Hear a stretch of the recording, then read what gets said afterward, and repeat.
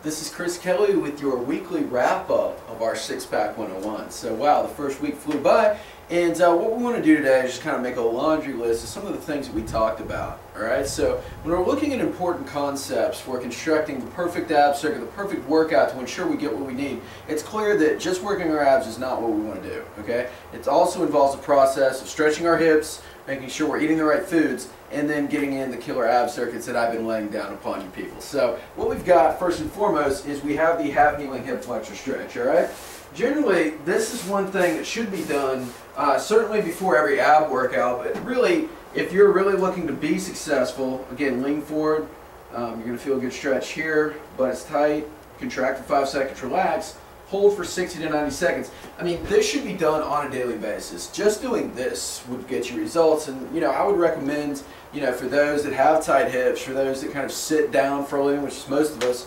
maybe twice a day, every day. That should be mandatory just because those muscles are tightened up every day, so we got to do something about it. Alright, the next thing we were thinking about is keeping the abs tight before workouts. Okay, so before I ever do a crunch, before I ever do a plank, whatever it is, I'm getting my abs tight, I'm making sure that I'm organized here, I'm squeezing my butt cheeks, I'm just tightening as many muscles as possible really to make sure that my abs are tightening around my spine like a weight belt and they're doing their job. Alright, and third and foremost, we want to look at our diets. Alright, our homework for the week from a dietary perspective is, we want to make sure that those bloating foods that we identified are things that we're taking into account. So the best way to look at that, Google it, do some research on the internet, but bloating foods are certainly something to be aware of. Alright, chances are if this is kind of the last area to kind of lose fat, and you find that even when you get down to these low body fats, we still have obscure definition here, chances are you're holding water, you might have some inflammation going on, and that's really the first thing to look at, most obvious in the diet is just those bloating foods. So that's something to consider. Alright, now for our last workout of the week, we are going to actually be working on the side of our hips. Alright, so we've had 2 ab circuits this week.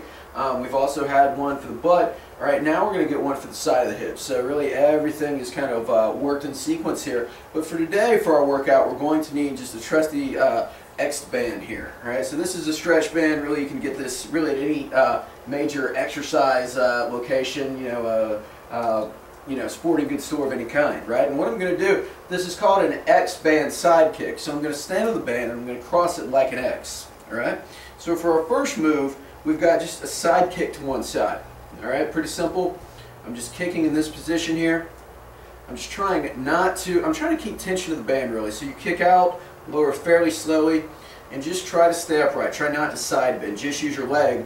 We've got 30 seconds in that position, followed by our next move here. 30 seconds here. Okay, then we've got a double side-to-side kick here. Okay, by now, you're probably burning. Okay, so for those masochists out there, I'm going to throw in one more. Okay, this is called an X-band jack. Right, and the key here is that we keep tension in the band. What I'm doing is I'm just jumping in and out.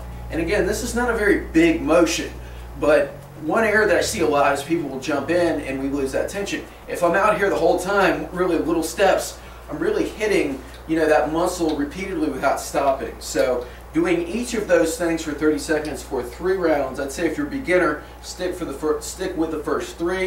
If you're a masochist, throw in the 4th one. You're really going to feel that on the side of your hips. That's a good thing. You're going to start to see some noticeable definition there, and just keep working that. We've got 3 sets of 30 seconds in each position. Have fun. Have a nice week, and I'll see you next week.